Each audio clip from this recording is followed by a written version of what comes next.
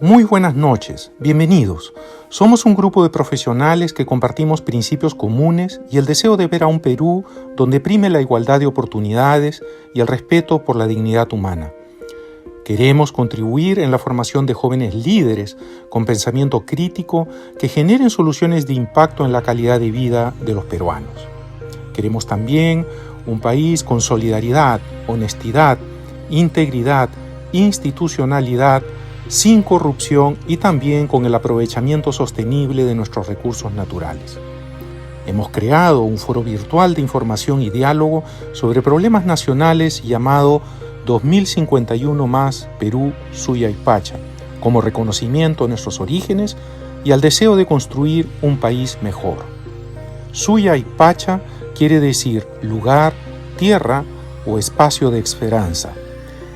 Nuestro correo institucional es 2051perusuyaypacha@gmail.com.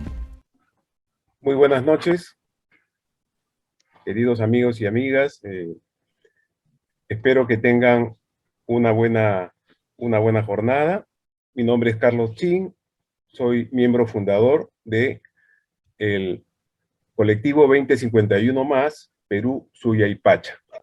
Hoy seré el moderador y los acompaño desde mi domicilio ubicado en el distrito de Barranco.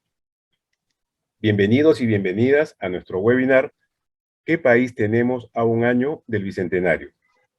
Este es un espacio que busca ayudar a los jóvenes a comprender las dimensiones de la crisis que atraviesa el Perú, reflexionar en torno a las salidas a las mismas y dar luces de esperanza mediante formas de acción colectiva desde la ciudadanía. Desde ya les agradecemos su presencia. Tenemos un público joven de edad.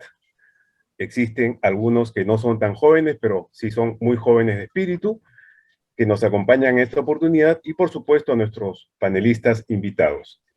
Esta noche nos acompañan el señor César Humberto Cabrera, economista, cursó estudios en la Facultad de Ciencias Sociales de la Pontificia Universidad Católica del Perú y en la Escuela Práctica de Altos Estudios de la Universidad de París, la Sorbona. Ha sido jefe de asesores económicos del Ministerio de Economía y Finanzas y vicepresidente de COFIDE. Fue director de Asuntos Gubernamentales y Políticas Públicas de Yanacocha y gerente de Asuntos Externos de la misma empresa. Actualmente es consultor en temas económicos y sociopolíticos. También nos acompaña el señor Martín Navarro González, politólogo, doctorando en filosofía por la Universidad Nacional Mayor de San Marcos, magíster en ciencia política y gobierno, con mención en política comparada por la Pontificia Universidad Católica del Perú, licenciado y bachiller en ciencia política por la Universidad Nacional Mayor de San Marcos, y con estudios en pregrado de filosofía por la misma universidad. Ha publicado los libros La unidad de las izquierdas, una torre de Babel, Hegemonismo y razón instrumental en la desintegración de la izquierda unida y El origen de la unidad, de la liquidación del poder oligárquico a la construcción de la izquierda unida. Docente e investigador de la Universidad Nacional Mayor de San Marcos y Universidad Ricardo Palma. Muchas gracias, César y Martín, por su gentil asistencia. Estamos convencidos que este webinar será de mucha utilidad para todos en la perspectiva que debemos tener del Perú a un año del Bicentenario. Pasaré rápidamente a explicar la dinámica de nuestro evento. Hemos preparado 3 bloques para desarrollar las ideas de nuestros panelistas y también la participación de los asistentes. En el primer bloque entraremos en contexto acerca de la situación actual del Perú. En el segundo bloque analizaremos y haremos una comparación de la situación de nuestro país un año después del Bicentenario. Ambos bloques tienen una duración de 30 minutos con la participación alternada de César y Martín. Finalmente, en el tercer bloque, Nuestros panelistas absolverán las preguntas de la audiencia. Para ello, el espacio estará abierto al público para que en Zoom, de forma directa, escriban por el chat o especialmente por medio de sus cámaras y micrófonos, nos den sus opiniones o dirijan sus preguntas para tener un diálogo abierto. En Facebook también estaremos atentos, así que pueden dejarnos sus comentarios o preguntas. Si tienen una pregunta, por favor, de ser posible, indiquen a quién va dirigida. Empezamos con el bloque primero, contextualización de la situación del Perú. Nos preguntamos, ¿qué país tenemos? Invitamos a nuestro panelista, César Humberto Cabrera, para hacer uso de la palabra por 10 minutos. César Humberto, adelante, por favor. Muchas gracias. Evidentemente, hay que relacionarlo, la pregunta, con el bicentenario y con lo que el punto de partida que fue el bicentenario. Pero, como desconocía un poco la mecánica, eso lo dejo para el segundo bloque, lo que le llaman el segundo bloque. Ahora, ahora me referiré estrictamente a la situación actual. Creo que lo primero que hay que advertir es que el Perú está por debajo del ingreso promedio, digamos, el PBI promedio de América Latina. Por encima del Perú está, lógicamente, México, Argentina, Brasil y Chile. También otros países, pero esos son los más importantes y los más relevantes, y Brasil es el que impone el promedio. Estamos a $1.000 más abajo que Brasil.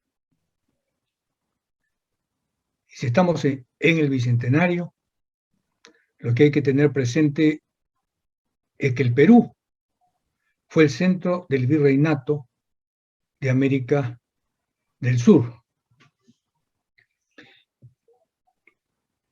Y hoy que los europeos, respecto a la situación del momento, hablan tanto de su desplazamiento respecto a Estados Unidos, en particular. En Francia es muy socorrido este concepto. El Perú en estos 200 años ha perdido significación, ha perdido importancia, ha perdido el papel y el rol que tenía. La pequeña capitanía que estaba al sur nuestro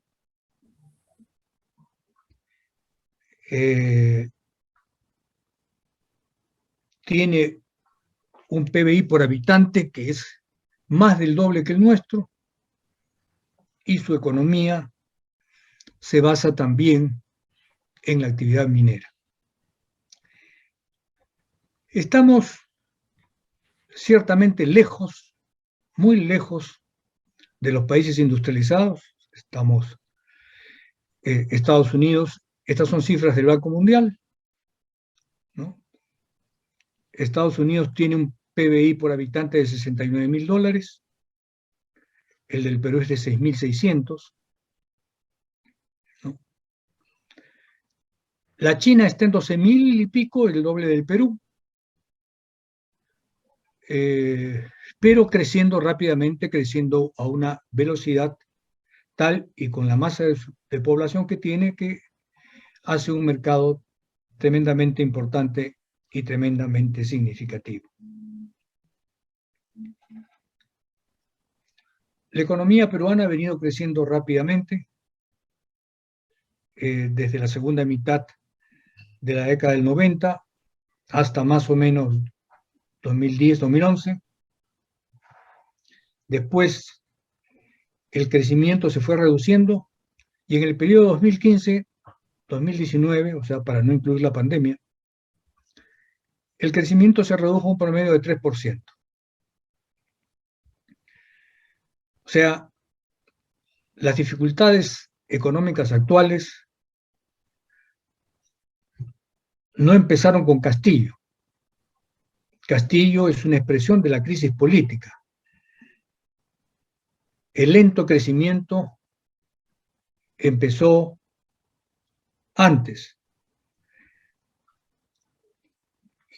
Y a ese tema me referiré luego. Nuestras cuentas externas, gracias a la dinámica que hemos tenido, y nuestras cuentas fiscales siguen en buen pie. Por eso nos sostenemos. El año pasado hemos tenido un superávit comercial de 14.000 millones de dólares. Hemos tenido exportaciones por 63.000 millones. Y teníamos a fin de año reservas internacionales por 78.000. Estas se han reducido, hoy son 73.000, es decir, a junio, pero siguen siendo significativas y entre las más importantes de América del Sur. Esto implica, digamos, es la defensa de nuestra economía frente a la crisis política. En el campo fiscal se produjo un deterioro muy fuerte con en la época de la pandemia hubo, como sabe, un gran endeudamiento, pero luego había una recuperación y hemos vuelto al nivel de 2 y pico % de déficit fiscal respecto al PBI. Y las perspectivas para este año son semejantes. No quiero referirme, porque no existe tiempo para eso, a la calidad del gasto público. Pero la calidad del gasto público ustedes la pueden ver en el colegio de 5 millones de soles en Chota, que se ha mostrado varias veces en televisión, que está inutilizado y que los estudiantes siguen sus cursos en el viejo local. La calidad del gasto público la pueden ver también en el local escolar de Cajatambo, igualmente con un costo significativo, que probablemente ni cimientos tenga, por el aspecto exterior que se muestra. Y cuando uno se pregunta simplemente dónde están las transferencias para inversión que se han hecho a los distintos gobiernos regionales, y no lo encontramos. Por razones de trabajo, tengo en la cabeza las cifras de Cajamarca. A Cajamarca le han transferido el equivalente a 2.000 millones de dólares por canon minero. Si uno pregunta dónde están, las obras que se hicieron con esos 2.000 millones no existen. Pero, digamos, ese es otro tema. Es el tema de gestión pública, es el tema de descentralización, es el tema de deterioro del Estado, es el tema de deterioro político. Aquí estoy en las cifras generales, y las cifras generales son buenas. Es decir, tenemos un pequeño déficit fiscal, no nos estamos preguntando en qué se gastó lo que se gastó, y tenemos un nivel de endeudamiento que respecto al PBI está entre los más bajos de la región. Estuvimos, previo a la pandemia, en menos de 30% del PBI. Este año subimos hasta 42%, y este año probablemente bajemos a 35%. O sea, desde ese punto de vista, cuentas externas, cuentas fiscales, no calidad de gasto, insisto, estamos relativamente bien, y es lo que nos defiende y presenta una cara razonable de un país que, sin embargo, vemos que está paralizado, vemos que no tiene capacidad de absorción de su fuerza de trabajo, de su creciente fuerza de trabajo, y vemos que no tiene perspectiva. Estimado César, disculpa, te queda 1 minuto del tiempo acordado. Gracias. Bueno, simplemente para concluir esta parte, mencionaré que esta caída del PBI, que va a mantenerse este año, o sea, no va a ser negativo, pero va a ser pequeño, 2-3%, podría no haber sido tal si es que la producción minera no está siendo afectada como está siendo afectada porque el Estado se ha descolgado, o sea, por la crisis política. Es decir, con esto quiero señalar, para concluir esta parte, que la crisis política, desde hace varios años ya y ahora en particular, empieza a influir sobre la economía. Y esto va a ser mucho más fuerte en el futuro si es que no se corrige la cuestión política. Gracias. Muchas gracias, César, por atenerte al tiempo. Martín Navarro, escuchamos tu intervención. Igualmente por 10 minutos yo me permitiré recordarte cuando transcurran 8 minutos que te quedan un par de minutos más. Gracias. Muy bien. Muy buenas noches con todo el público presente y sobre todo también con los organizadores. Muchas gracias por la invitación para conversar un poco de estos temas. Al expositor que me ha precedido también muy buenas noches. Bien, voy a empezar para utilizar adecuadamente el tiempo. La pregunta bajo la que nos hemos reunido para el tema de hoy, para tratar el tema de hoy es ¿qué país tenemos a un año del Bicentenario? Es decir, todo sugiere que los organizadores han tratado de encontrar una respuesta, ¿no?, tentativa siempre, de en qué condiciones estamos después de los 200 años que hemos transcurrido de la República, ¿no? En este año que está por cumplirse, pues en una semana más, ¿no? En 201 años. Y en este primer bloque aterrizan la pregunta, digamos, con el tema, ¿no?, las causas de la crisis peruana, ¿no? Es decir, cuáles serían las causas de la respuesta general, de la pregunta general que se ha hecho. Yo quiero empezar un poco con una introducción metodológica. Es decir, para responder a una pregunta de tal envergadura, lo que tenemos que es conocer, primero dividir y conocer lo que se entiende por estructura y coyuntura. O sea, para hacer un análisis de cómo estamos, tenemos que ver qué elementos, qué factores prevalecen desde el pasado, porque si el balance es de los 201 años y queremos saber qué pasó 200 años antes con respecto al último año, entonces tenemos que ver esos lastres estructurales que además podrían o no podrían haber generado la crisis bajo la que plantean los organizadores con la pregunta que tenemos la crisis actual. Entonces ahí tenemos que hacer esta distinción. Primero, lo estructural es lo permanente, es lo que viene del pasado y se puede dividir en estructuras económicas, culturales, políticas, sociales, etc., ¿no? Y lo coyuntural, en cambio, es lo momentáneo. Vuelvo a insisto en la misma idea, que puede ser el resultado de esos problemas estructurales o puede ser una crisis que ha aparecido solamente en la coyuntura y se puede explicar por razones coyunturales. Entonces, visto este planteamiento, expresado este planteamiento metodológico, yo voy a responder para luego tratar de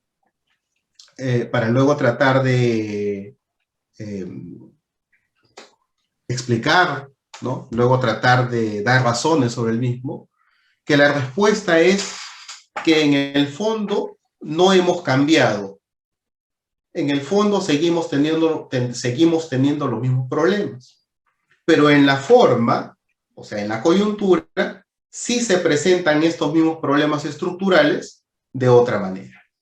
Dicho de otra forma, el Perú padece de serios problemas estructurales, que la coyuntura, es decir, por ejemplo, este año, en el gobierno de Castillo, se presentan algunos de la misma forma, exactamente, y otros de una forma más ayornada, ¿no? Debido al transcurrir del tiempo, debido a que muchas veces ya no se admite tampoco ciertas expresiones, ciertas concepciones, pero que en el fondo los peruanos seguimos teniendo como casi un ADN, ¿no? Y yo me voy a referir sobre todo a lo político, aunque tengo que hablar también de lo demás, pero el campo de mi especialidad es lo político. Entonces voy a tratar, ¿no?, de,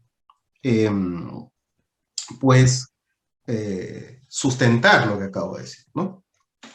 ¿Por qué tendríamos los mismos problemas de fondo? ¿Por qué tendríamos los mismos problemas estructurales en este 2022 desde 1821?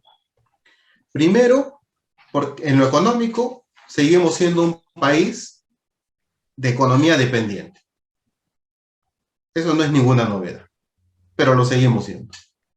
En el mismo asunto económico, seguimos siendo una economía dependiente exportadora.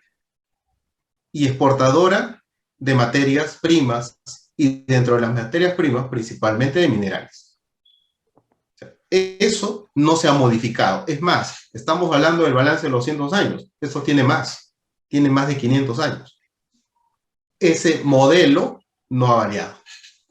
Entonces no podemos decir que estamos en otra situación de un modelo económico. En segundo lugar, el tema cultural. Seguimos siendo un país racista. Y lo vemos a todo nivel. Desde los supuestos programas cómicos, digo supuestos porque la comicidad se ha transformado, y no lo digo por si acaso solamente por lo último de Carlos Álvarez, lo digo por otros programas que, como siempre, señalo también, ante la falta de un pasado mejor, creamos mitos del pasado, ¿no? Por ejemplo, en la comicidad se dice, no, antes teníamos buenos cómicos. Bueno, vayamos a rebuscar lo que se hacía antes, años 80, 70, y es similar a lo que se avanza ahora, ¿no? Es la burla sobre las personas de color, es la burla sobre las personas del Ande, es la burla sobre el homosexual, etc. Todos los grupos marginados son signo de burla, de risa.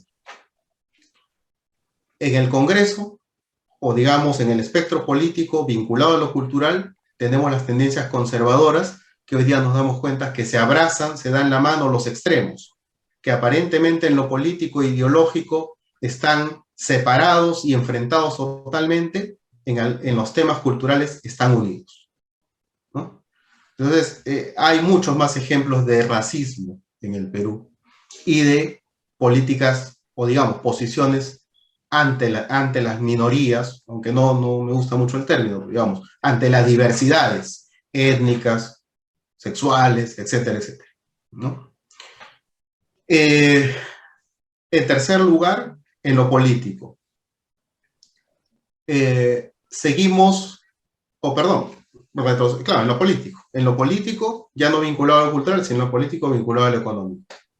Seguimos bajo una oligarquía, distinta a la que liquidó Velasco Alvarado en su gobierno de dictadura militar, pero que le dio liquidación, porque ahora la oligarquía actual, ¿no es cierto?, que es justamente la que impide a que exista un libre mercado auténtico en el país, ¿no?, es la que tiene, no como dice el señor Castillo, o dijo en la campaña de monopolios, bueno, en los oligopolios probablemente, ¿no?, sino estas llamadas posiciones dominantes del mercado, que son una trampa a la ley, y que, como vuelvo a decir, son las que impiden un real liberalismo en el país, para los que dicen ser liberales. Nuestra clase dominante, ¿no?, o sea, la oligarquía, es rentista, ¿no?, quiere tener el control del país para llevarse las máximas ganancias sin ninguna o muy poca distribución, porque aquí no hay tal división de lo político y lo económico. el Estado peruano no tiene una autonomía relativa respecto a las fuerzas externas, en este caso lo económico, y eso no ha variado. En Colombia ha ganado el señor Petro, ¿no? Que viene de una tendencia de izquierda, progresista, y miren cómo está nuestro continente, no solamente el Perú, que un izquierdista lo que está tratando de hacer es crear realmente una liberación del mercado y en lo político, es decir, en América Latina y en el Perú, ser liberal ya es ser revolucionario. Para que veamos. Martín, Pues. Sí. Sí, te queda un minuto, por Ya, favor, para que vayas. cierro entonces. Sí, me estaba yendo ya muchos ejemplos de él. Entonces cierro esta primera parte diciendo que esa oligarquía tiene su expresión, sigue teniendo su expresión en la política, en el Congreso, ¿no? Y el Congreso o la representación, tanto Congreso como el Ejecutivo, siguen, como hace 200 años, divorciados de los intereses populares, con su agenda, con sus intereses de partido o de grupúsculo, o incluso de protección de situaciones judiciales que tienen, ¿no? Y eso es lo que los unifica y los hace hacer política. En los otros 5 minutos redondearé las ideas. Muchas gracias. Muchas gracias, Martín. A continuación, daremos la oportunidad a César Humberto Cabrera para que en un espacio de 5 minutos pueda concretizar las ideas e ir cerrando su intervención en este bloque de la crisis que tenemos.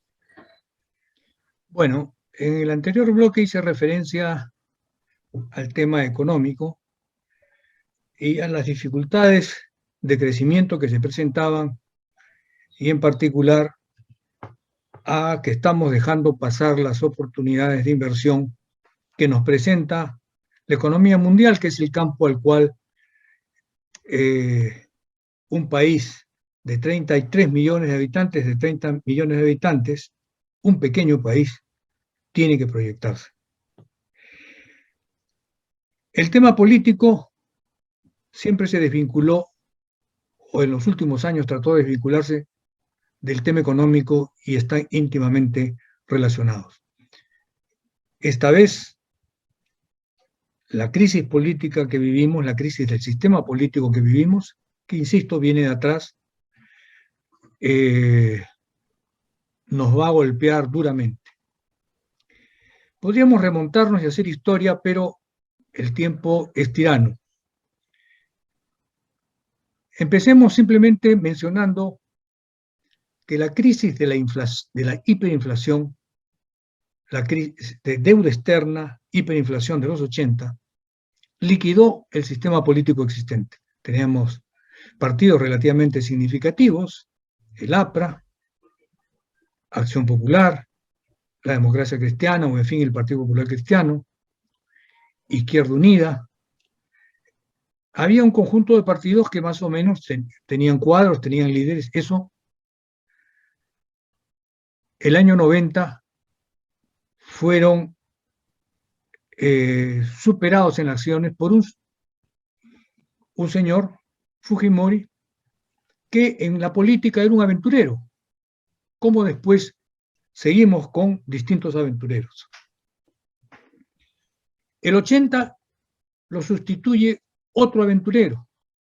Obviamente, el señor Fujimori, como quería quedarse en el poder, no hizo ninguna reforma política y no hizo ningún intento de fortalecer los partidos porque quería liquidarlos. Su lenguaje fue fuera los partidos tradicionales. Con García hubo la oportunidad de que, como provenía de un partido, se restableciera el régimen de partidos y volvieran a tener significación. Pero la naturaleza de García, sus características personales, lo llevaron a hacer todo lo contrario. Liquidó al Partido Aprista. El Partido Aprista, después de una gestión interesante, en la medida en que el crecimiento fue muy importante, la reducción de la pobreza también, la consecuencia fue que el APRA no tuviera siquiera candidato. el 2011 tuvimos otro aventurero, el señor Humala, del supuesto levantamiento de Locumba, al que la izquierda lo siguió porque no tenía o no vio o no apreció otra alternativa. El 2016, aunque era un viejo participante de la política, es otro aventurero sin partido, el señor PPK. Lo mismo ocurre con Vizcarra y lo mismo son personajes ocasionales en la política sin sistema de partidos, el señor Vizcarra y el señor Sagasti. César, Sí, un minuto, por favor, para que puedas concluir tu idea. sí. El límite de la crisis nos llega con el señor Castillo, porque con Castillo llega una persona sin preparación de ninguna clase, él mismo sin partido, por eso lo ponen en esa posición, porque venía apoyado por el FENATE Movadef, y con la inscripción de Perú Libre. Y entonces, como estamos votando en negativo, votamos mayoritariamente por Castillo. Bueno, 40.000 votos de diferencia, pero mayoritariamente. Y es lo que tenemos, y es lo que hoy está trabando el desarrollo de la economía, el desarrollo de la política, y salir de esta coyuntura le va a costar al país muelas. A pesar de lo que hemos visto, y ahí termino, Carlos, a pesar de lo que hemos visto en relación con el Ministerio del Interior y su salida, el líder del partido que llevó al presidente al poder solo atina a decirle: si hubieras tenido al partido contigo, tendrías protección, no te hubiera pasado esto, es decir, no hubieras corrido el riesgo de poner a un hombre que podía capturar a las personas y a los parientes que no quieres que capturen. Ese es el nivel al que ha caído la política peruana, porque ya no solo son aventureros, sino aventureros con unos niveles de corrupción que infectan toda la política y todo el sistema político del país. Gracias. Muchas gracias, César Humberto. Le damos la oportunidad ahora a Martín Navarro para que en un espacio de 5 minutos también pueda concretizar y cerrar su intervención los primeros 10 minutos anteriores. Gracias, Carlos. Bien, entonces decía que los problemas, ¿no?, que presentamos en la crisis coyuntural actual proceden del pasado, de las estructuras que no han sido modificados y que pueden ser evaluados por todos los gobiernos civiles y militares que ha tenido el Perú y que básicamente nunca han tenido un carácter expansivo, ¿no? Las oportunidades desde la política, las oportunidades económicas desde la política se han perdido, incluso también las oportunidades políticas, por ejemplo, de crear un sistema democrático mucho más amplio al finalizar la última dictadura militar que tuvimos. Se pudo hacer mejores cosas de lo que se inició en los años 80.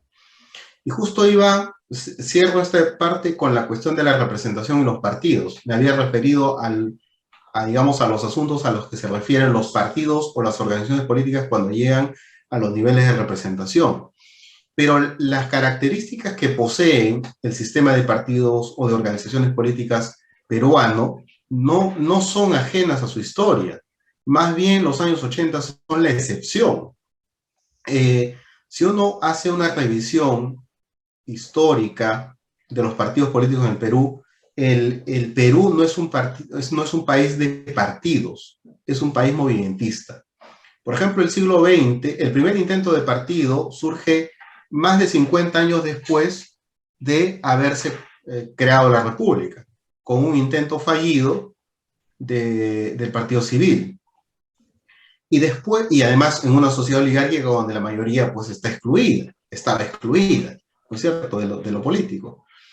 Y después del siglo XX, que para algunos se explica por la historia del APRA, el APRA como movimiento subversivo casi la mitad del siglo XX, y además de tipo masivo, o sea, funcionaba como un partido de masas, más parecido a un movimiento político que a un partido efectivamente, tal y como lo enseña la teoría, que está muy distante de la realidad, y no tendría por qué ser igual a la teoría. Y luego los gobiernos militares son los que más han funcionado, con el líder carismático y caudillo. Y los años 80 entramos a un momento, como dicen los amigos politólogos que han estudiado esta parte, de la excepción, ¿no? No tenemos partidos consolidados, regularmente conectados con las organizaciones civiles, con las masas, y lo que continúa después de Fujimori es lo mismo de antes de los 80. O sea, la descripción de por qué organizaciones políticas llegan, qué tipo de líderes son los que comandan, ¿no?, a estos grupos, son tal y como también en el pasado lo fueron. Así es que ya es la regla, ¿no es cierto?, desde Fujimori hasta el día de hoy, que personas sin partido, que tengan organizaciones pegadas a última hora o reunidas a última hora, sean las que las respalden. Esa es la situación, esa no va a variar. Y no va a variar porque hay un actor, el más importante, ausente en todo este relato. ¿Cuál es? No son los partidos, no son los políticos, no son las autoridades, no son los empresarios, ni siquiera es la sociedad civil, sino la ciudadanía en general. Y de eso me voy a referir justamente en el segundo bloque. Gracias. Muchas gracias, Martín Navarro, por tu intervención y tu puntual cumplimiento del tiempo. Bien, luego de este recorrido de nuestros panelistas invitados en relación a la crisis, tanto en términos económicos como en términos sociopolíticos, pasaremos ahora al segundo bloque, donde queremos ver si hay salidas a esta crisis que nos golpea, crisis que no es nueva, como nos lo han recordado. Y les pedimos que en sus intervenciones en este segundo bloque, junto con compartirnos qué salidas podríamos tener a estos problemas centrales que golpean al país, lo hagamos con esperanza, ¿no? Lo hagamos ojalá con posibilidades de arribar a buen puerto en relación al momento que vivimos. Entonces, damos la oportunidad a César Humberto Cabrera nuevamente para que inicie este bloque con 10 minutos para contarnos sus salidas o las opciones que él ve que tenemos como país. César Humberto. Bueno, yo dejo ese tema para el tercer bloque. Yo quería referirme ahora, en este segundo bloque, a justamente la independencia y el inicio de la República, porque eso es fundamental para la historia, aunque va a haber un salto muy grande desde ese periodo hasta el presente. Yo creo que lo que para nosotros es muy importante tener en cuenta dos cosas. La primera es que el siglo XVIII es el siglo de la decadencia del Imperio Español y con él de las Américas y de la emergencia del Imperio Inglés. Hay varios momentos que muestran el debilitamiento del Imperio Español. Primero, las guerras de sucesión entre Habsburgos y Borbones a principios del siglo. Luego, un momento crucial es la famosa Guerra de los 7 años, que la menciono porque no solo tiene lugar en Europa, sino también en América. Y en América implica el debilitamiento de las posiciones francesas, el fortalecimiento de las posiciones inglesas, en unos años previos a la independencia americana, de los Estados Unidos, de las 13 colonias. Las 13 colonias estaban arrinconadas en el mar, hacia el este. En medio de ellas estaba Francia. Y después de Francia estaba la Nueva España. estaba el Imperio Español. ¿Cuándo se abre el camino hasta el Pacífico? Con la Guerra de los 7 Años, en que, como los ingleses ocupan La Habana, como La Habana y Cuba es más importante para España, la canjea por Florida. Y los ingleses llegan a Florida y se abre toda la costa este para las 13 colonias. Finalmente, como las posiciones francesas que se habían reducido a su mínima expresión, en 1803 Napoleón le vende a los Estados Unidos, o le regala a los Estados Unidos, porque no le interesa, le interesaba más Haití, les interesaba más las islas azucareras, le vende a Estados Unidos la parte que quedaba de la Luisiana, porque la otra parte, la que está más al norte, la había perdido en la Guerra de los 7 Años. Entonces queda abierto el espacio hacia el oeste y el único freno viene a ser la Nueva España, el Imperio Español, que, como conocemos la historia ya, en el siglo XIX se pierde la Nueva España, su heredera México, lo pierde frente a los Estados Unidos, primero Texas y luego el resto, California, etcétera, que significan el 50% del territorio actual de México. En América del Sur, el centro, y esto siempre hay que tenerlo presente, y por eso lo he señalado al principio, el centro era el Perú. Y ya hacia finales del siglo el virreinato peruano tiene dificultades porque se parte, le quitan el Alto Perú, se va el virreinato de Buenos Aires, algunos cambios que quieren hacer los Borbones, pero la guerra, porque la fortaleza está en el Perú, la guerra se concentra en el Perú, y el Perú es liberado por ejércitos del norte y del sur. El del sur es importantísimo, porque el del sur, en el que llega San Martín, llega con la mitad de chilenos o de residentes de esa zona. Y porque los ingleses, con Lord Cochrane, crean la Marina chilena, que a partir de ese momento, a partir de 1820, domina por completo el Pacífico al desaparecer la Marina española. Entonces, yo les voy a leer algo muy rápido de Basadre, que nos ubica en esta situación, y prefiero que sean sus palabras que las mías. Basadre dice lo siguiente: ¿qué podíamos profetizar para el Perú en ese momento, en el momento previo a la independencia? Le podemos profetizar en relación a sus antecedentes, a su ubicación, un lugar patricio y director en la América emancipada. Y sin embargo, el siglo XIX es el siglo más desgraciado de la historia peruana. El Perú de los incas y el Perú de los virreyes dieron de sí el máximo. En el siglo XIX el Perú fue menos de lo que pudo ser. Desgarrado por un trágico dilema frente a España desde 1805, desangrado y empobrecido cuando luchó solo contra el continente, más desangrado y empobrecido en la tremenda guerra que se inició en 1820 y concluyó en 1924. El Perú emerge del periodo de emancipación para enfrentarse a los formidables problemas que este periodo le ha creado.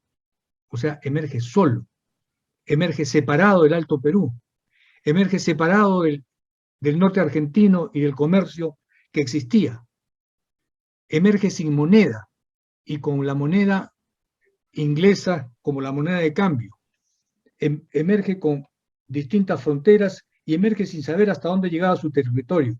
Y lo que dice Basadre es lo siguiente: todo el periodo que va del 25 al 34 es un periodo que todavía no se sabe qué va a ser el Perú y hasta dónde se va a extender. Recién en 1842 es el año en que termina el periodo de determinación de la nacionalidad. La primera jornada azarosa del Perú como Estado independiente había concluido. Y antes, Basadre considera que el Perú, del Mercurio peruano, de 1791, era ya un país adolescente. En su opinión, nace con Garcilaso, o sea, el Perú que conocemos hoy nace con Garcilaso y es adolescente. Y quienes recordarán el trabajo de Sánchez, Retrato de un país adolescente, Sánchez ubica la adolescencia del Perú recién en el centenario de la independencia. Es decir, los 100 años primeros de este país. O sea, al Perú lo tenemos que ver y ubicar, y lamentablemente solo hay estos breves minutos, como el centro del imperio español debilitado frente a un imperio inglés que tiene interés en la división, no tiene interés en apropiarse de cada país, tiene interés no en la unidad continental. Miren ustedes España y Portugal.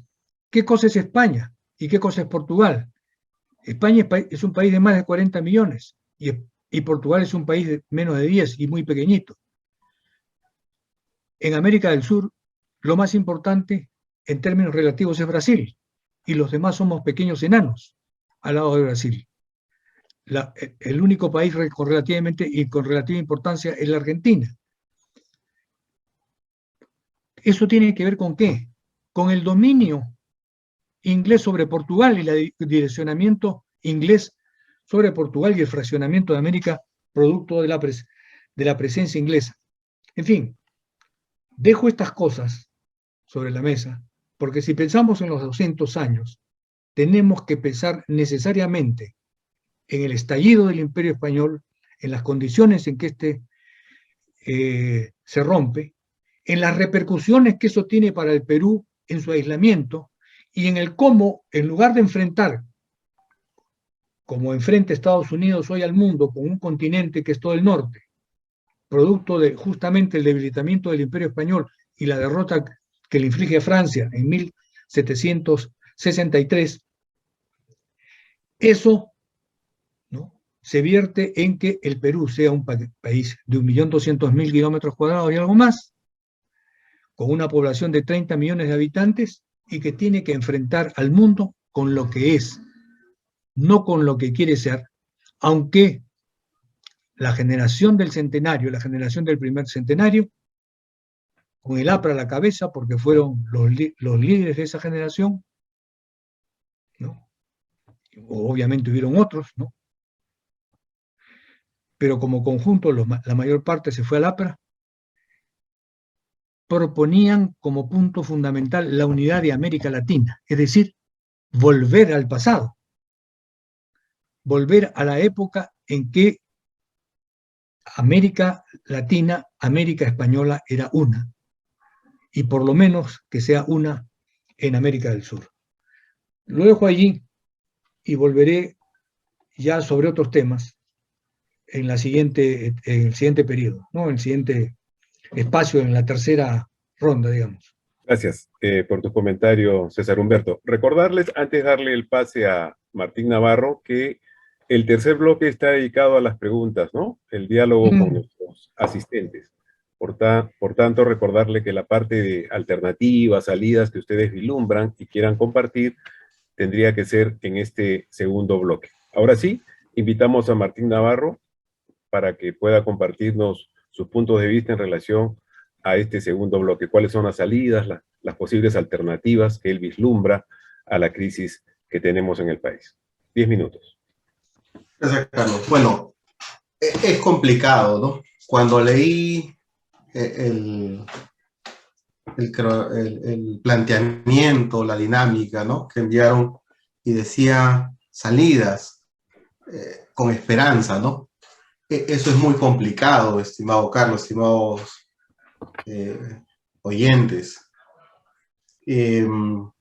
No porque seamos estructuralmente negativos, sino porque realmente vemos que es un círculo vicioso que no tiene cuándo acabar, y como concluí la anterior sección, hablaba de la ciudadanía, que era el actor ausente, que es quien debería resolver este asunto, ¿no?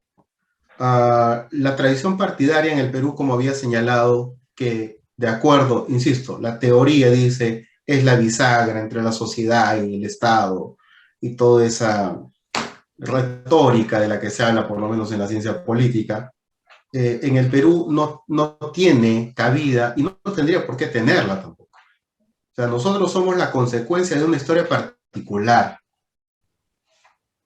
Creo que está de más decirlo, pero igual lo voy a decir. No venimos de una historia común, de una historia universal, como se ha pretendido desde posiciones eurocéntricas, ¿no? El Perú no tiene, y muchos otros países en Asia, en África, en Oceanía, y en América Latina y en América en general, no compartimos, no somos parte de esa historia. Entonces, por lo tanto, esa historia oficial, de ella ha emanado políticamente una teoría que señala que los partidos son la clave en una democracia, y más y más y más.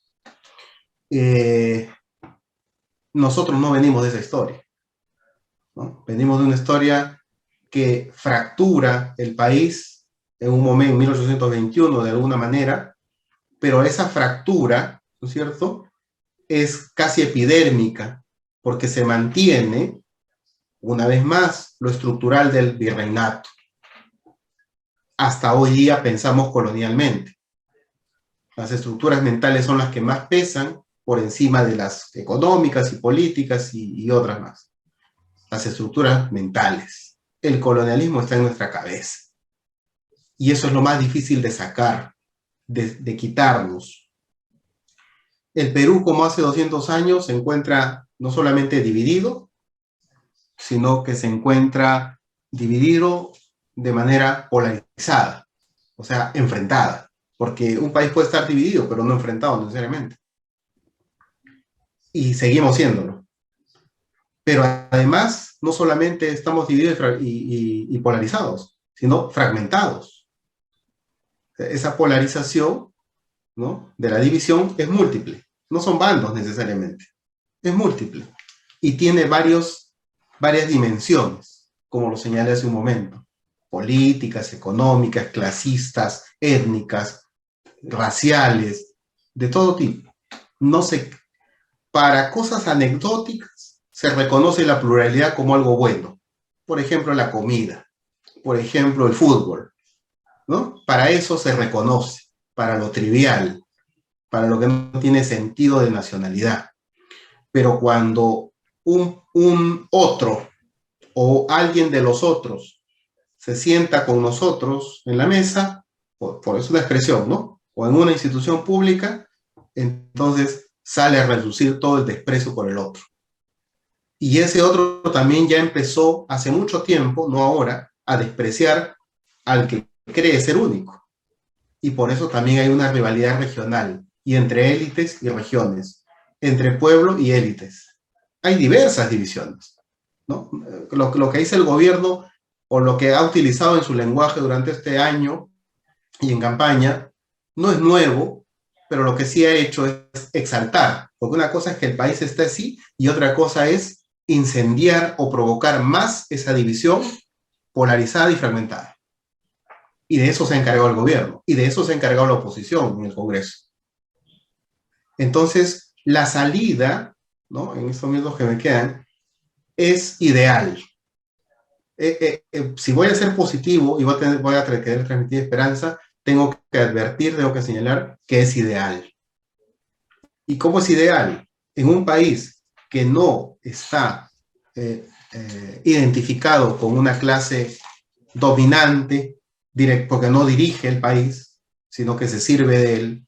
En un país que durante su historia no es proclive a los partidos, sino más bien a los movimientos efímeros, ¿no? Y vaya que hay por ahí 3 partidos que han gobernado más en toda la historia, ¿no? Todo este mal se debe mucho a esos partidos, ¿no?, que todavía están vigentes, ¿no? Entonces, han gobernado casi 10 años cada uno de ellos, ¿no? Entonces, ¿cuál es el asunto aquí? Identificarnos tal y como somos. ¿Y cómo somos? Un país de movimientos esporádicos. Lo que se debería trabajar es tener una conciencia permanente de reconocimiento que en una democracia efectiva y sustantiva, no procedimental, sino sustantiva sobre todo, el pueblo o la gente, cualquier nombre que se le quiera dar, ¿no?, es el depositario del poder, ¿no? Entonces, aquí se le ha hasta negado, no por eso estamos necesariamente de acuerdo, voy a poner solamente el ejemplo, se le ha negado al depositario del poder la capacidad de crear un nuevo contrato social. ¿Quiénes? Los representados. O sea, el Estado o los representantes del Estado han enajenado la voluntad general, como diría Rousseau, ¿no?, para usar un autor cualquiera que se acerca a la democracia. La ciudadanía no está presente y la esperanza viene por ese lado, ¿no? Me avisa si es que ya tengo que acordar, pero la esperanza viene por ese lado. Un minuto, estimado Martín. Cierto, entonces. La esperanza viene desde mi punto de vista de ese lado. ¿Por qué? Hace 2 días, creo, hoy día me han dicho que ha salido el reportaje, me hicieron una entrevista en La República, el diario de La República, y me decían cuáles son las salidas para el gobierno que podría tener en el mensaje 28 de julio. Yo le decía, bueno, en primer lugar, tendría como estar hablando de otro gobierno para que dieran esas salidas, o sea, la concertación, ¿no? El empuje hacia el centro, digamos, el despegue, el desapego de los extremos.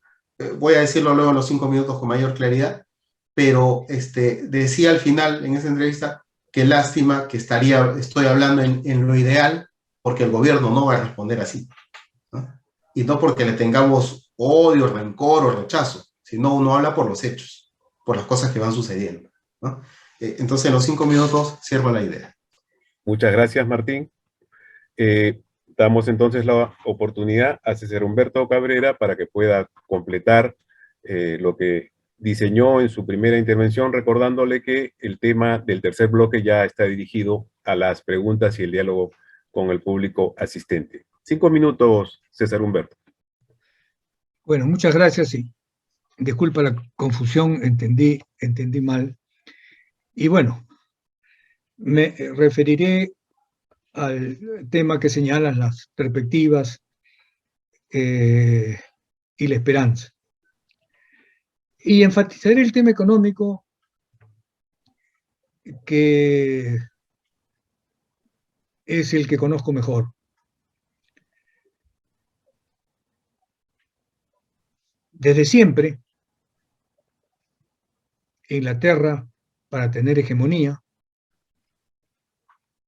desde el siglo XVIII, hoy la China, para tener un espacio en la economía mundial, utilizan el comercio, utilizan las exportaciones como herramienta fundamental. El peso de las exportaciones en la economía china es muy superior al peso de las exportaciones en la economía peruana. Y un país pequeño como el nuestro, más allá de que queramos mucho a nuestro país, un país poco significativo en el concierto mundial, tiene una población relativamente pequeña, ¿no? Me expreso en esos términos. Para nosotros enormemente significativo, es el país en que vivimos, es el país que queremos, es el país en el que queremos seguir viviendo, pero es un pequeño país. Entonces, la pregunta que nos tenemos que hacer, ¿qué podemos hacer con este pequeño país? ¿Qué le puede vender este país al mundo?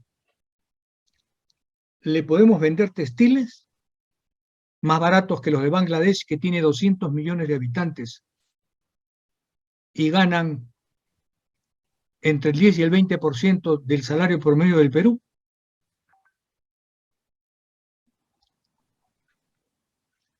¿Le podemos vender otros productos de la industria ligera como venden los asiáticos? No hay manera.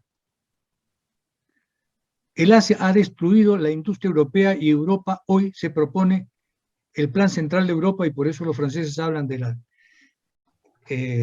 haber sido desclasados, es la reindustrialización,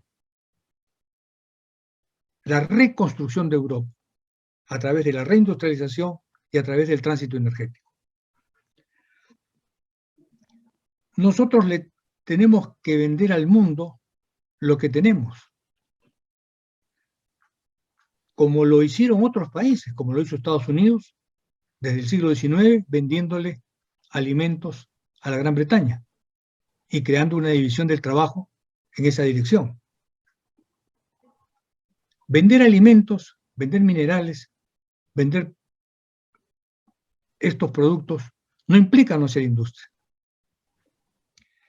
Nosotros representamos 0.2 o 0.3 de la economía mundial, pero representamos el 2% de la minería. Pero podemos representar el 5% de la minería mundial. Y si representamos el 5% de la minería mundial, podemos construir una industria no refinadora, porque eso no significa nada. Una industria productora de maquinaria y equipo y de servicios para la industria minera. Por ejemplo, en términos de servicios, podemos vender servicios de computación que podemos exportar.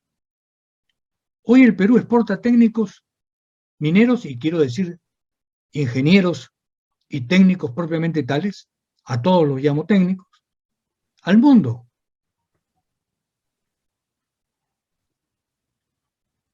Quien maneja, perdona, te digo como que ya termine, quien manejaba hasta hace poco, renunció porque le ofrecieron una posición mejor, la mina de una gran transnacional minera en la Argentina, la principal mina, era un peruano, un cajamarquino.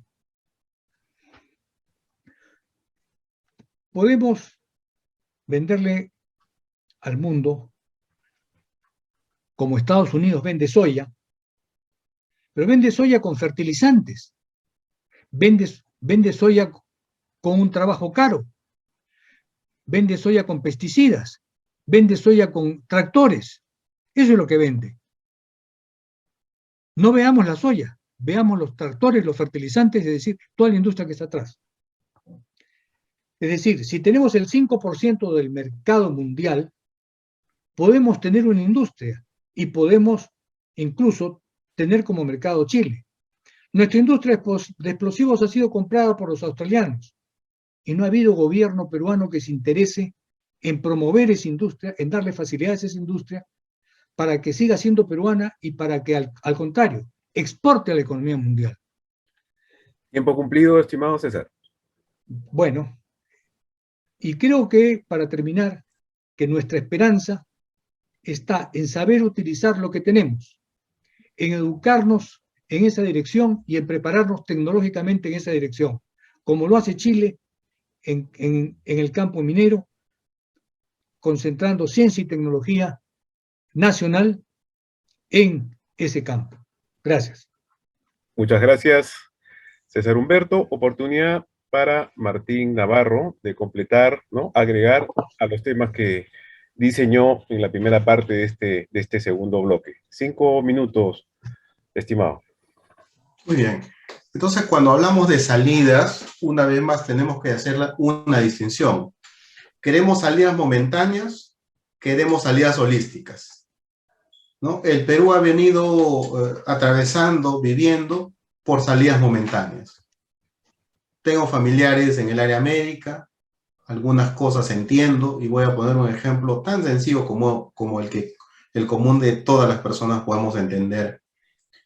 Si uno tiene, por ejemplo, una tumoración en el cuerpo y le duele y toma un medicamento para el dolor, le va a dar solución al dolor, pero no le va a dar solución a la tumoración. Entonces, las salidas coyunturales son eso, la ocasión, el momento. Las salidas estructurales son las que implican ver todo, porque el ser humano no solamente es política, el ser humano no solamente es economía, ¿no? No son reductivos a lo económico, ni a otros aspectos. Somos todo. Somos también seres espirituales. Y por lo tanto, si queremos una salida estructural, tiene que ser completa. Decía hace un momento en esta entrevista de la República, decía, bueno, sí, el presidente puede concertar, llamar un gabinete de amplia base, digamos, arrinconar a los extremistas que están en el Parlamento de derecha a izquierda y ganar la oportunidad de las elecciones regionales para hacer alianzas, más o menos como lo que hizo Vizcarra, y entonces cambiar de rumbo. No tiene por qué dejar de tener una identidad de izquierda, porque ganó por la izquierda. Pero en el momento en el que estamos viviendo, una crisis de salubridad en el mundo, una crisis económica, de abastecimiento, de producción de fertilizantes y una guerra de por medio, dicho sea de paso, estas personas que han hecho la guerra parece que están habitando otro planeta, ¿no? Porque parece que no saben en el mundo que estamos habitando. Entonces, en esa situación no puede, digamos, tomar decisiones, así lo quisiera la población, de corte radical, ¿no? Entonces, esa es una salida, por ejemplo. Ahora, que pueda hacerlo, eso ya es otra cosa, ¿no? ¿Cuánto nos gustaría que el gobierno desde el comienzo hubiera tomado, quien hubiera ganado este tipo de acciones, ¿no? Priorizando la vida de las personas? La segunda salida es la de la ciudadanía, que decía, pero también puede ser coyuntural, es decir, un movimiento que sacuda a la clase política y la ponga en orden, como sucedió con los acontecimientos de Merino y Sagasti, de alguna manera. Pero los otros problemas, los estructurales, que deben ser holísticos, esos van en otro sentido, y esos no duran 5 años, 3 años, o aprovechan de la oportunidad. Hace un momento decía, tenemos mentalidad colonial, y la seguimos demostrando, ¿no? Al mirarnos como cosas diminutas, disminuidas, en el contexto global. Eso es una herencia colonial. Estas salidas, por ejemplo, ya que se ha hablado de economía, ninguna política pública en economía hoy día puede dejar de considerar el aspecto ecológico. ¿Cómo se puede hablar de un nuevo proceso de industrialización o de extracción de minerales sin medida, sin restricciones, sin control, sin supervisión de un Estado fuerte, sin planificación territorial, ¿no? Y en política, ¿dónde están las nuevas formas, ¿no? Democráticas, pero nuevas formas? Por ejemplo, y con esto voy termino, la creación de un nuevo pacto que no va a dar solución inmediata, un nuevo pacto constitucional que no es inmediato, es a largo plazo, pero donde se inviertan la situación, porque si, como decía, si en la democracia el actor central, el depositario del poder es el pueblo, en este supuesto nuevo pacto constitucional, el pueblo es el quien debe dirimir los aspectos más importantes del país. Hace 6 años, desde que el fujimorismo creó esta crisis, ¿no?, de gobernabilidad, somos nosotros espectadores del conflicto entre el Ejecutivo y el Legislativo. Los ciudadanos somos espectadores. O sea, nuestros representantes han asumido lo que nosotros deberíamos asumir. Entonces, por ejemplo, una nueva carta diría, el pueblo decide cuándo se vaca el presidente y cuándo se cierra el Congreso. Por ejemplo, a eso yo le llamo una constitución plebiscitaria. Si creemos en la democracia sustantivamente. Porque si primero creemos en la libertad, en la igualdad, en el capital, o en la industria estatal, o en las pequeñas mafias, bueno, eso es otra cosa, ¿no? Y tenemos que resolver no solamente problemas de hace 200 años, sino de hace 500 años, que están ahí marcados, todos los días salen a flote en nuestras relaciones entre hombres comunes, entre seres humanos comunes, mucho más a niveles de la gran política. Gracias. Muchas gracias a nuestros amigos panelistas por su intervención. Con esto culminamos el segundo bloque dedicado al tema de alternativas y posibles salidas a la crisis, ¿no? Se han esbozado una serie de ideas que seguramente darán mucho que hablar o generarán también determinadas ideas para profundizar. Ahí vamos a empezar el tercer y último bloque de nuestro webinar, dedicado a responder algunas de las preguntas. Yo tengo algunas preguntas que ya han llegado, tanto por Face como que han sido también expresadas en nuestro Zoom. Voy a proponer algunas para ser respondida por nuestros amigos panelistas. Martín Ochoa de la Cruz pregunta: la situación actual de nuestro país podría ser resultado no solo de gestiones inadecuadas de nuestros gobernantes, sino que además podría deberse al constante cambio de enfoques socioeconómicos. Esa es la pregunta que nos hace Martín Ochoa de la Cruz. No sé si César quisiera responder esa pregunta, dar tu punto de vista. Encantado. Brevemente, por favor. Bueno, durante muchos años, América Latina, el Perú con algún retraso, intentó lo que se llamó el modelo de sustitución de importaciones. Es decir, vamos a industrializarnos produciendo para nuestros pequeños mercados. Recuerden, producíamos carros. Luego dejamos de producir carros, porque producíamos unos cuantos. Producíamos para nuestro pequeño mercado y para nuestros pequeños ingresos, porque eso no hay que olvidar tampoco.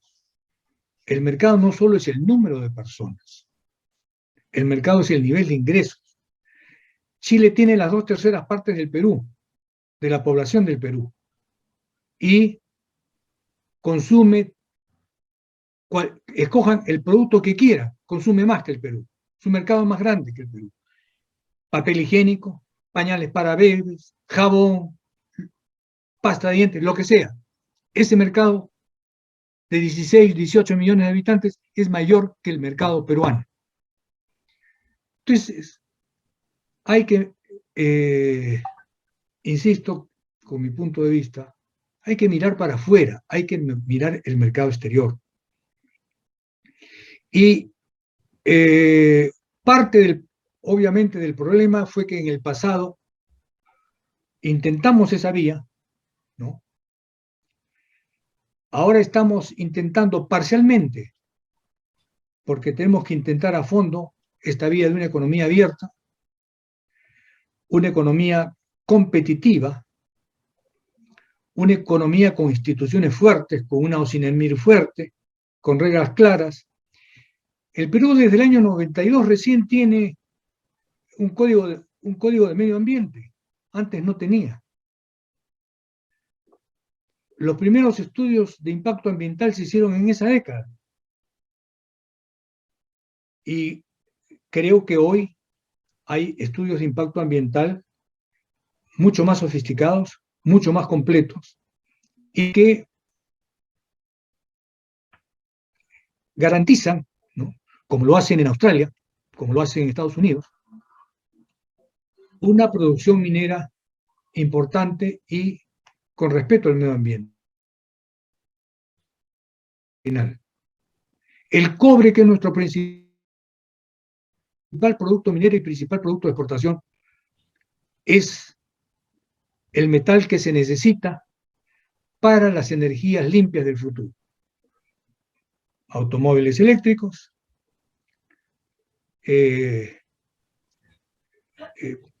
turbinas para la producción de energía por viento, energía eólica, en fin, es el metal del futuro.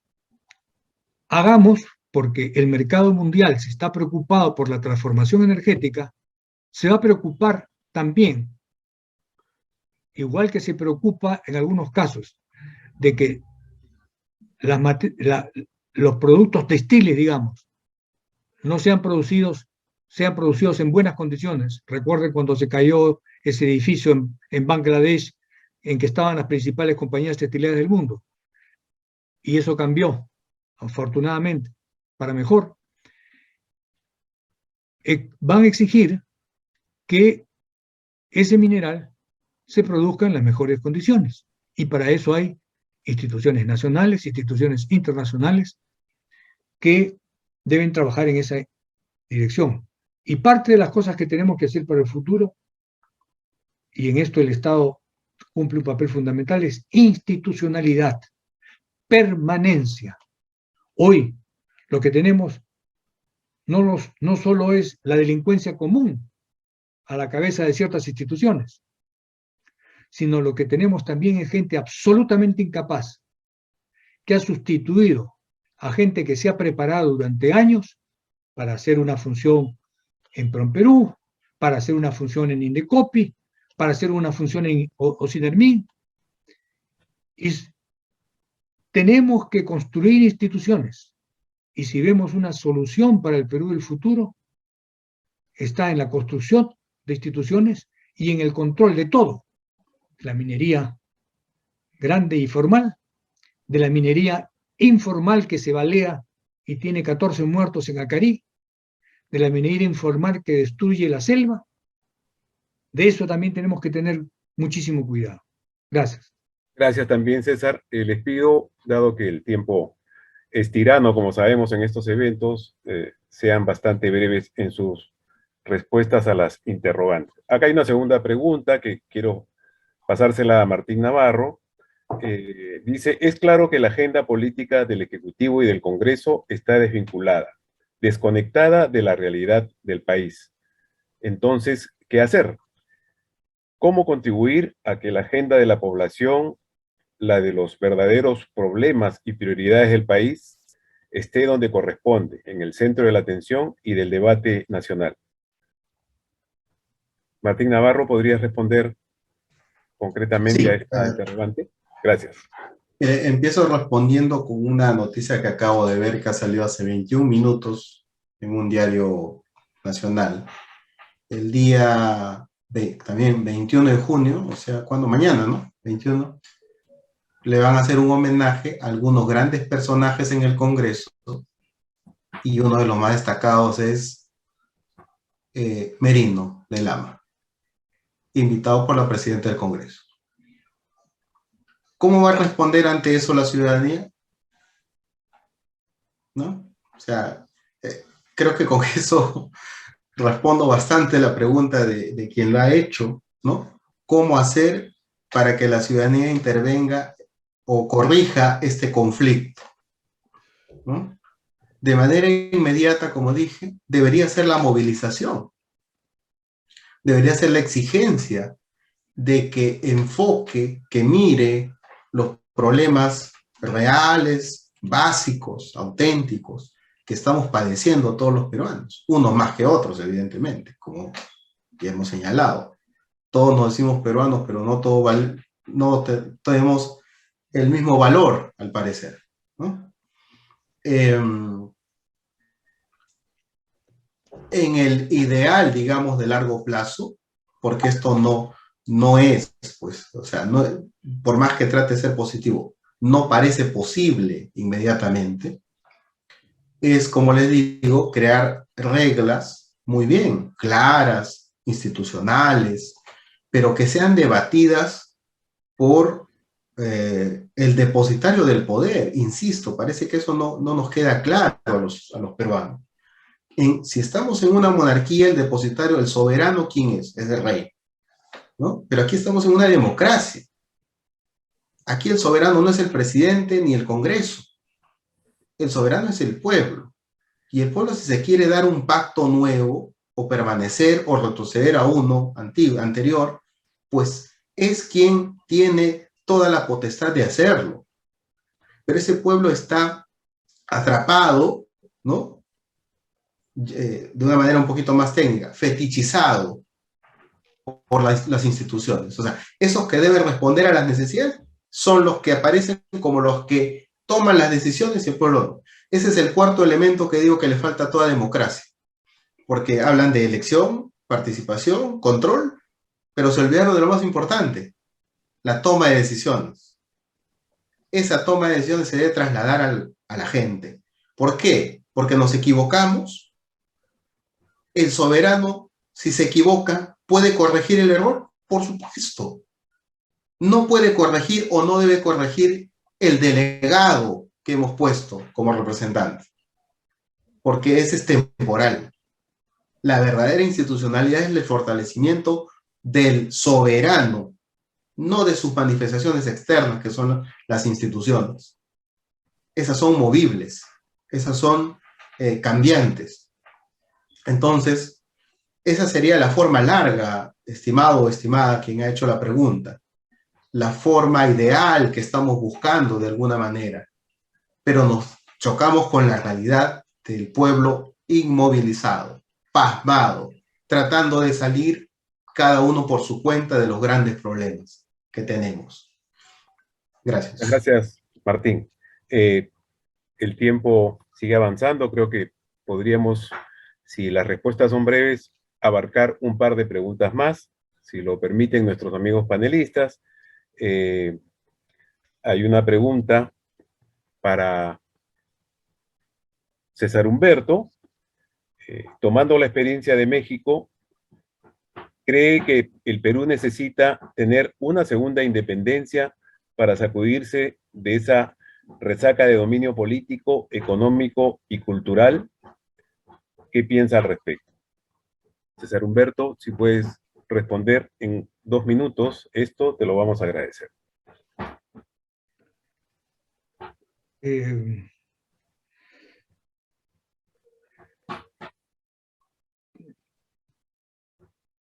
La independencia peruana, la de hace 200 años,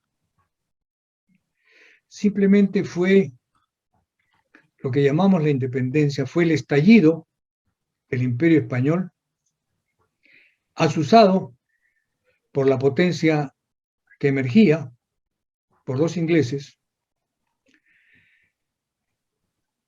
y como consecuencia de la derrota del ejército español en tierras peruanas, primero por las escaramuzas de San Martín y la presencia de San Martín, y luego por la presencia de Bolívar.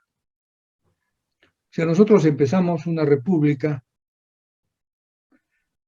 sin dirigentes peruanos al frente, con un reparto de Guayaquil, con una entrega de Guayaquil a la Gran Colombia que San Martín le regaló a Bolívar, ¿no? Y con, como nos recuerda Basadre, con fronteras que no conocimos. Basadre le señala hasta entrados los años 30, pero en realidad nuestras fronteras definitivas se han cerrado en el siglo XX. Recuerden la guerra de Leticia, la Gran Colombia. Entonces el Perú ha tenido una historia accidentada, y creo que lo que hoy le toca al Perú es mirar qué cosa es, qué es lo que tiene. Somos, y creo que Chile en ese sentido nos lleva a la delantera. Chile se ha dicho hace mucho tiempo que estamos en esta pequeña esquina del mundo, aislados del mundo, somos casi una isla, comuniquémonos con el mundo. Y yo creo que teniendo como objetivo de largo plazo la unión de América Latina, nuestro objetivo es unámonos al mundo a través del comercio, independicémonos económicamente a través del comercio y el enriquecimiento de la población peruana, demos la independencia a nuestra población haciéndola educada, haciéndola que esté en los niveles tecnológicos del siglo XX, no robándole, construyendo colegios que no se terminan o sistemas de agua que no se hacen. Hagamos que nuestra clase, independicémonos haciendo que la clase política, que el mundo político tenga como primera condición el servicio, como primera vocación el servicio. Si logramos eso, si logramos mirar al mundo, si logramos ser lo que somos, construir a partir de lo que somos, creo que lograremos nuestro desarrollo y nuestra independencia real. Gracias. Muchas gracias, César Humberto. Me permito dar oportunidad a Martín para que responda a esta pregunta. Estamos ya acercándonos al final de nuestro webinar. Dice, ¿el fortalecimiento de una mejor identidad nacional podría ayudar a fomentar un mejor consenso en futuras decisiones políticas? ¿Qué opinas, Martín? Antes, Carlos, por favor, voy a pedir por una cuestión de compromisos asumidos. Esta es mi última intervención, ¿sí? Por el tiempo, y con mucho gusto lo voy a contestar, voy a responder. Si la consolidación de una identidad nacional podría generar mayores consensos. Bueno, hay que replantear la cuestión de la identidad nacional, porque la identidad nacional viene bajo el esquema de la nación, o sea, una ficción jurídica que iguala a los pueblos que no son iguales necesariamente. Hay estados que tienen naciones, hay naciones que no tienen estado, ¿no? Y hay estados que no reconocen su plurinacionalidad, como el nuestro, y que no están diseñados desde hace 200 años bajo ese esquema. Por ejemplo, no un país unitario y descentralizado, sino un país federado. Por ejemplo, como lo es México, como lo es Brasil, como lo es Estados Unidos, y muchos otros más, ¿no? La propia Argentina. Que incluso son más homogéneos que nosotros. Y nosotros, como vemos, ¿no? No hemos salido del esquema unitario. Entonces, no creo que la identidad única nacional genere consensos. Más bien, la unidad nacional, la identidad en una única nación, lo que ha contribuido es a generar, a incentivar los conflictos que hasta el día de hoy los vemos. Hoy es el tiempo de la diferencia, ¿no? De la identidad en la diferencia. O sea, reconocernos, es un momento de escuchar, reconocernos con lo que somos, no con lo que tenemos. Tener y ser son cosas distintas, por lo menos desde la filosofía. Ser y tener son cosas distintas. Entonces, lo que somos y qué somos pluralidad. Eso no se reconoce, ni política ni legalmente en el Perú. Con esto termino. Hace unas semanas tuvimos el conflicto de las rondas campesinas. O sea, recién se han dado cuenta, después de 500 años, que hay un tipo de justicia que funciona de esa manera. En el derecho se han preocupado por hacer estudios que, como en México, alguien preguntó por ahí, han entrado, ¿no?, a ser parte realmente factible y fáctica del ordenamiento jurídico del país. No. Alguien se ocupa de rescatar las identidades políticas, las formas políticas de los pueblos amazónicos, por ejemplo, o andinos, porque son varios, no son uno, ¿no? Son muchos. No. Se sigue repitiendo en el derecho, por ejemplo, se prefiere leer a Kelsen, pues, ¿no?, a los filósofos del derecho italianos, ¿no? Esa es otra cosa, que es necesario, por supuesto, pero no es suficiente, mejor dicho. Entonces, las identidades nacionales sí generarían más consenso. Aprender a vivir en la diferencia, no en la unidad. O en la unidad y a la vez, ¿no?, una unidad plural. Pero el país es intolerante. Por algo, como dijo el otro expositor, el señor expositor, por algo lo señaló. Este fue el centro del imperio, ¿no? Y Lima, el centro del centro. Por algo es que somos así, ¿no? Bueno, con esta respuesta culmino mi participación. Muchas gracias, Carlos, muchas gracias a los organizadores, muchas gracias a las personas que se han tomado la molestia de escucharnos, de hacer las preguntas, y lástima que no puedo responder y continuar hasta donde debimos llegar, pero tengo ahorita que, ¿no? Una reunión que no puedo prescindir de ella. Entonces, gracias. Hasta aquí mi participación. Muchas gracias. Hasta luego. Hasta Muchas otra gracias a oportunidad. ti, Martín Navarro, por tu disposición y por tus valiosos aportes en este webinar. Igualmente, le damos las gracias a César Humberto Cabrera por sus aportes también, creo que se han complementado bien, cada uno dentro de su especialidad. Creo que hemos cumplido con el objetivo, nos disculpamos porque el tiempo ya no permitirá seguir respondiendo otras preguntas. Permítanme hacer un muy breve resumen de lo que se ha comentado en nuestra reunión rápidamente. César Humberto Cabrera nos habló en cifras más macroeconómicas de lo lejos que estamos de países industrializados, ¿no? En relación al Producto Bruto Interno. Y nuestras cuentas fiscales, afirmó, están bien, ¿no? Por el lado de las exportaciones, por el lado de las reservas.